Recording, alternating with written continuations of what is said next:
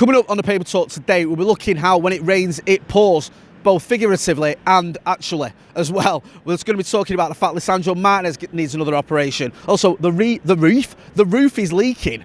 The roof is leaking here at Old Trafford, which is another symptom of the Glazer ownership. Plus, we'll be looking as well at just what is going wrong at Manchester United. Who's to blame? Let's get into it.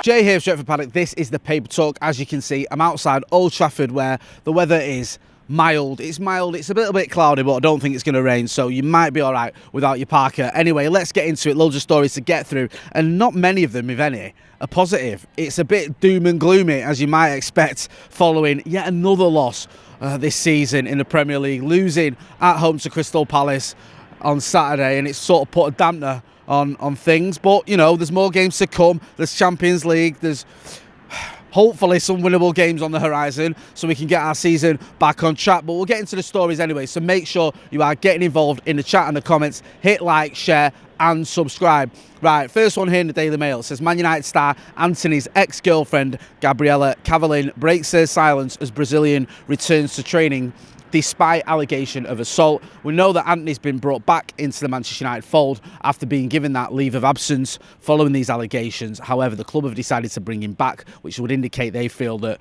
they're legally sound to do that whilst these investigations are ongoing.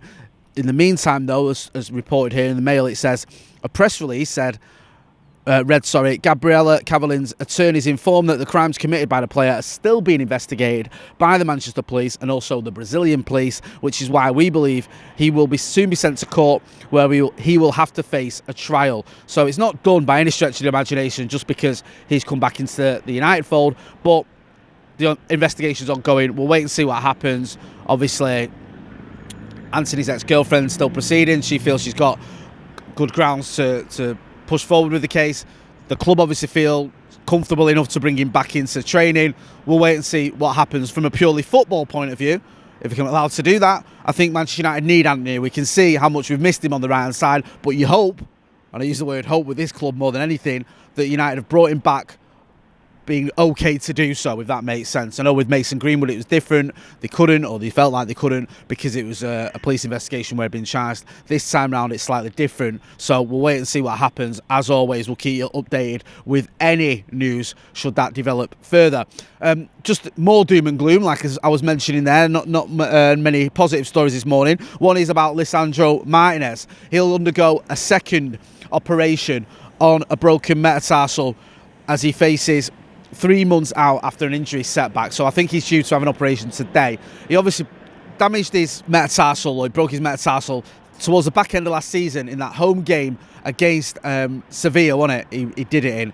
Last 10 minutes of that game were an absolute horror show. We were 2-0 up, conceded 2 goals. Lisandro Martinez was out for the rest of the season. It was just awful.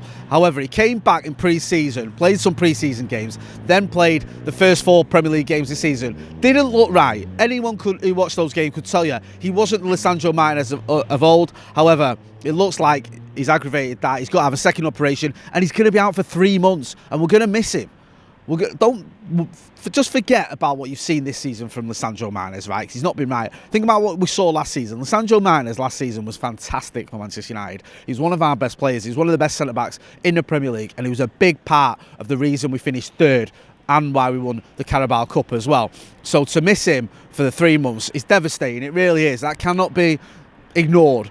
But we need him to get better. We need him to have this operation. We need the Lisandro Martinez we saw last season, not the one we've seen this season. So when it rains, it pours, and it's certainly raining for Ten Hag at the minute. Moving on. Oh, quite apt actually. Yeah. First headline here I'm reading. When it rains, it pours. I didn't even know I was going to do that. Manchester United fans get soaked during defeat against Crystal Palace as Old Trafford roof leaks. I mean, is this what we're doing now? We're playing in a stadium where the roof leaks. And I wonder why that is. I'll tell you why it is, in case you don't get the sarcasm. It's because of the Glazers. This club, under the Glazers, have been a shambles. We got away with it for a long time because of Sir Alex Ferguson, on the pitch anyway, and his genius. And the fact that when the Glazers came here, we already had a lot of good players. We already had the likes of Cristiano Ronaldo, Wayne Rooney, Rio Ferdinand. So we had good young players that could carry this team forward for the next 10 years, and a manager who was the best manager of all time. since Fergie retired, since those players aged and needed replacing, it has been an absolute disaster. We've had one manager after another. We've had transfer windows where we obviously don't know what we're doing. We've thrown money at the situation at one point, then we've stopped throwing money at it. We've got a stadium that's crumbling. We've got a training ground that's gone from state-of-the-art to vintage. Nothing is good enough at this club. We're still in about £700 million worth of debt. And we've got owners that don't know anything about football, put bankers in charge of footballing decisions and keep taking dividends when they haven't even invested a penny of their own money into this football club. It's a joke. And the fact that fans are getting rained on just sums it all up. The sooner the Glazers are gone, the better. And don't forget, we had this strategic alternative statement that came 11 months ago. Have they gone yet? Have they sold the club? Is it going to be Sir Jim Ratcliffe or Sheikh Jassim? Or is it going to be someone else? Do we know? No, we don't, because they're still here. It just seems like a load of nonsense. And nonsense is the best way of describing the Glazers, because they're full of it. I saw a picture the other day of one of the Glazers pushing his dog around or something in a pram. I mean, that just sums it up, doesn't it? I don't even know what that's got to do with anything, to be honest with you. I'm just having a rant. Anyway, the roof's leaking, and knowing the Glazers, it'll probably be fixed by the time, I don't know, by 2047. Mason Mount has been chatting. He's admitted that the start of his time at United has been tough since leaving Chelsea. I mean, at least he's being honest. He said, it's a tough start for me with the injury, but I've used that time to look at areas I can improve on, and coming back into the team in the last game, it felt good. Then today, talking about the game against Palace, it felt good, but we don't want to lose games, especially at home. We want to perform for our fans, but we need to go away and look at areas that weren't there. There are games coming thick and fast now, and every game we're playing different competitions. We've got Champions League at home, under the lights, next, and that's an exciting one to play, so hopefully we can win that game. Yeah, I mean, it's a great point. He's not had an easy start. I do think there's been signs from Mason Mount. We saw it in spells against Palace. He's getting there. I feel like he is. I feel sorry for him because he's had the injury. I don't think he's the main reason we've struggled this season. I don't think you can point at him. I know he costs a lot of money, but it takes a little while to come into a club like Manchester United and get going. So I'm not too critical of Mason Mount. The same can't be said of some of his teammates. I think some of his teammates need to take a hard look at themselves.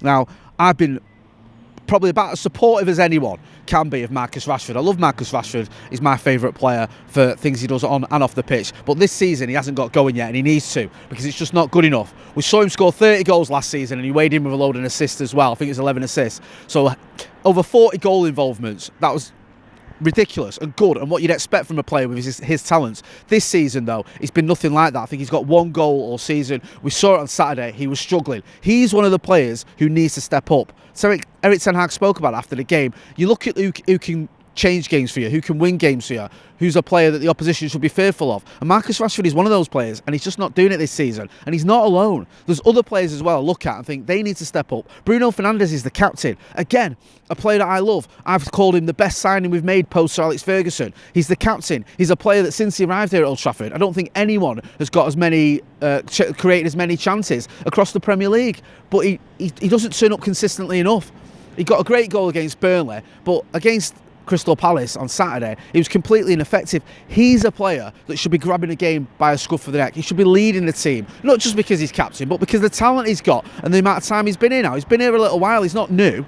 And look at his age as well. He's a mature player. Another player as well who I feel can do better is Casemiro. Now that might sound harsh because everyone loves Casemiro because when he's on it, he's one of the best, if not the best defensive midfielders in the world. Also, he's our top scorer this season, but he's still far too inconsistent. He turns up in some games, not in others. It's all well and good being magnificent in the Carabao Cup, and fair play to him, he was great against Palace in midweek, but we need him to step up in the Premier League. He wasn't bought for 70 million quid with 5 Champions Leagues under his belt to come here and play well in the Carabao Cup. Now, he has done it in the league, I'm not saying he hasn't, but he hasn't done it consistently enough. And those are the types of players, your Casemiros, your Brunos and your Rashfords, who should be stepping up when we need them. They should be able to help us win games against Crystal Palace. And this season, far too often, they've been found wanting. And when they need to turn it around, they need to turn it around quickly, because if they don't, Eric Ten Hag's going to find himself in serious trouble. Just one final story I want to touch upon. This is more a tweet than a story. And this is from our mate, Henry Winter. And we'll talk about VAR, because apparently, I think a VAR decision might not have gone the Scousers' way. I don't know. Not much has been said about it, to be honest with you. And they've kept pretty quiet. So forgive me if I'm getting that one wrong. It's not like we had loads of the press making a big fuss of it when we were robbed several times already this season. Anyway, I digress. Henry Winter says, BBC asked me for 5 points to improve VAR. I got to 6 and counting. These are his 5 points, or his 6 points to improve VAR. 1. Play audio live in grounds, giving greater transparency of decision-making process. 2. Improve refereeing standards by investing even more in grassroots, including training up and fast-tracking academy rejects. 3. Introduce semi-automated offside. 4. Introduce VAR specialists. 5. Limit travel of officials in 48 hours before Premier League game. 6. Change rules to allow emergency intervention in 10-second window post restart. There you go. Those are his suggestions. We'll have to wait and see if any of them are listened to. Get involved in the comments and the chat. We're going to be back later on. We've got the preview of the Galatasaray game. We've got some winnable games. I say winnable. You never know with this team in a minute. Games coming up though. Galatasaray in the Champions League. We've got Brentford in the Premier League. We've got Sheffield United as well. These are games we can and should be turning the season around with. But will we? We'll have to wait and see. Anyway, we've got the preview of the Galatasaray game. We've got the Paddock podcast coming up. So make sure you are hitting like, share and subscribe. I'm Motty outside a pretty mild Old Trafford. Thanks for watching.